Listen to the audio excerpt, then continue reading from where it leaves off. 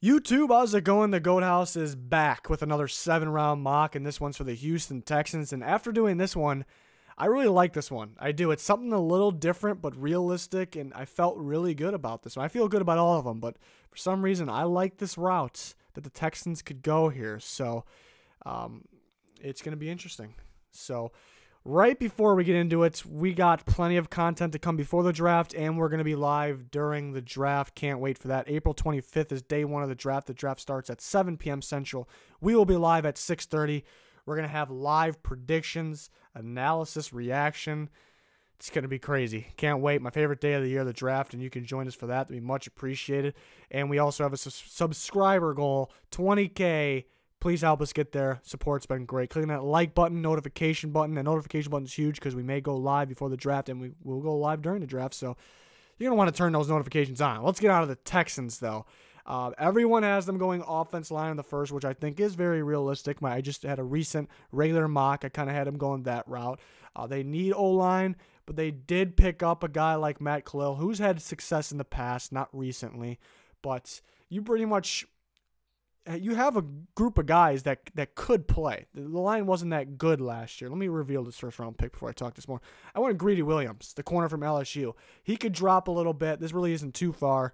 And if he's there, the Texans could use a guy like this. They don't really have a corner like Greedy Williams. They need a corner, first off, and they don't really have a corner like Greedy Williams. I imagine Bradley Roby, who they just picked up, They'll put him at an outside corner who I like a lot, but it's only a one-year deal. They definitely need multiple corners here. And Greedy Williams he's a playmaker. He needs to brush up on his technique, and people they don't like the tape because of his technique, but you can't base everything off the tape. That's my opinion. You got to see what the guy's ceiling is, potential is. Greedy Williams has that. He's a playmaker while he needs a little bit of work, and he's a freak athlete. There's talk that he can't tackle. He can tackle, but the negative is sometimes he doesn't really want to. But I think we can fix that in the NFL level here. They need a corner pretty bad, and I think they can go with. If it's not Greedy Williams, I'd probably go offensive line. But if Greedy Williams is there, you go that route. And like I said, I think they have, going back to the offense, I think they have guys that can step up because they didn't have a good offensive line last year, but the positive was it was a bunch of really young guys that can step up. Martinez Rankin could go back to playing guard because they got Matt Khalil. Julian Davenport could move to that right tackle spot and because they have Matt Khalil on the left side. It's not the most appealing offensive line, but it could get better. It is better, I think, and it will get better because they're young and they added pieces.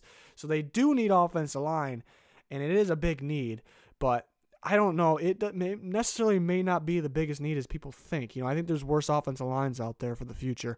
And they have 2 second-round picks. And I have them going Jalen Ferguson. This is a tough one because he would play outside linebacker in their defense. He can play outside linebacker or 4-3 end. I like him at outside linebacker. The pass rusher from LA Tech with a bunch of sacks the last few years. But why is this a tough one? Because some people are starting to slide him in the first round, and if he went late first, I wouldn't disagree with it. I have him graded as that borderline first or second round pick. So you may ask, how are the Texans to get him down here? Well, first of all, it's a grade A mock. Well, it's somewhat realistic, and I think it is. And I think the reason people are starting to move him up is because all of a sudden he's meeting with every team, almost every team. But I think there's a few there. It could be because teams are very interested in him, and I think that's what people are going towards. But it also, at this time of the year, the guys that meet with a bunch of teams are the guys that teams really aren't sure about. He had the off-the-field issues. It doesn't seem to be a big issue at all. But it could be because teams are trying to figure out, does he fit our defense? In this case, it's a 3-4, or does he fit more of a 4-3? I like him in either, but a little better in a 3-4 at this point.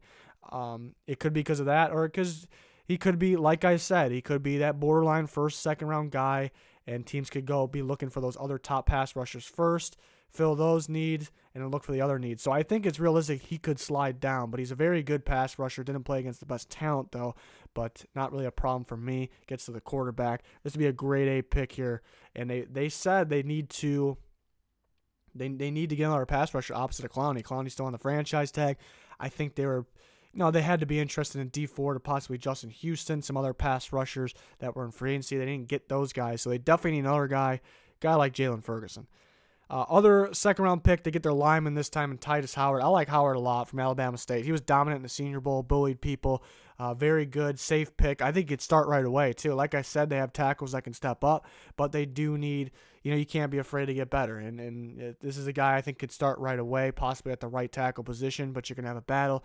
I think Matt Cole will be at the left. Davenport could battle with Titus Howard at the right. I like Titus Howard a little better. So as you can see, you can get a guy down here in the second or maybe even third, fourth round that can start right away. So that's why I really like this route. But it's never bad to go with a lineman like, I don't think Jonah Williams would be there, but if Dillard or Cody Ford, possibly those guys, maybe Dalton Reisner. So that's option two. That's definitely an option. Next pick, third round, Terry McLaurin, to me, is a Texans wide receiver. To me, is just their type of guy. I really like their duo, really trio, in DeAndre Hopkins, Will Fuller, and Kiki Kute, but Will Fuller just seems to keep getting hurt, which I think he's a great talent, and it's unfortunate. And they traded for Demaryius Thomas for a reason. They did it for a reason. And Terry McLaurin, I think, is a guy they will like. You can play him outside. You can play him in the slot if you need him to, but Kute could do that. Fuller can do both as well. And McLaurin's the guy that's going to get open. I think they'll like him a lot. He could potentially go late second. Maybe they'll have to use one of those picks on him. But if he's there in the third, which is realistic because there's a long list of receivers, we don't know the order they will go. Receivers is a position where it's always a random order they come off the board in. And this year where there's so many good ones, maybe one of the best receiver class of all time, we really don't know. So some guys will get pushed back. And if he's there, he's a Texans-type receiver, I think they take him. Next pick, they go with another offensive lineman, Phil Haynes, who I think they slide into guard, the Wake Forest. Not a guy that's not getting a lot of talk. I think he's very solid. I think he probably should go earlier than fifth, maybe fourth.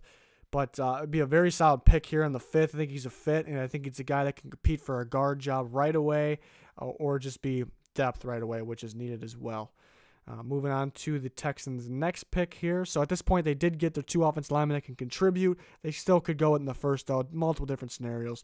Next pick, though, Albert Huggins, defense tackle from Clemson. A lot of upside. He sat behind Dexter Lawrence and Christian Wilkins.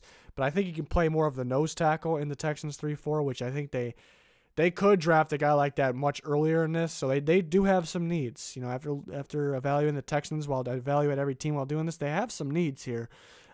So they could use a nose tackle early on. I think they're fine at their defensive end spot with obviously J.J. Watt and a list of guys for depth they've drafted over the years. So I think they'll have guys to step up there. But Albert Huggins, I think, can help out that nose tackle spot. And then their last pick, I had them going at Marquise Blair, the safety from Utah. Could possibly be a 6th-round pick, but I think 7th round makes sense here. At this point, it's just depth, but a guy that's a playmaker that can step up early on in his career. They lost Matthew, but they got Gibson, who I like. So and they got Justin Reed last year, who I like a lot. He was very good in his rookie season.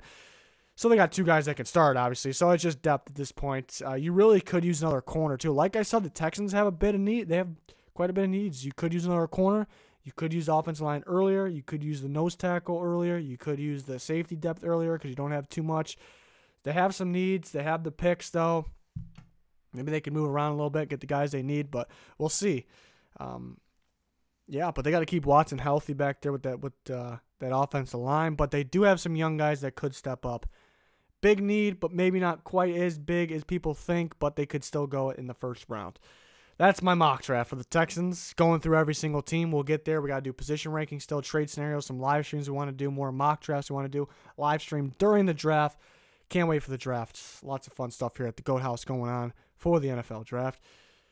So that's going to do it. Thanks, everyone, for watching. Goodbye.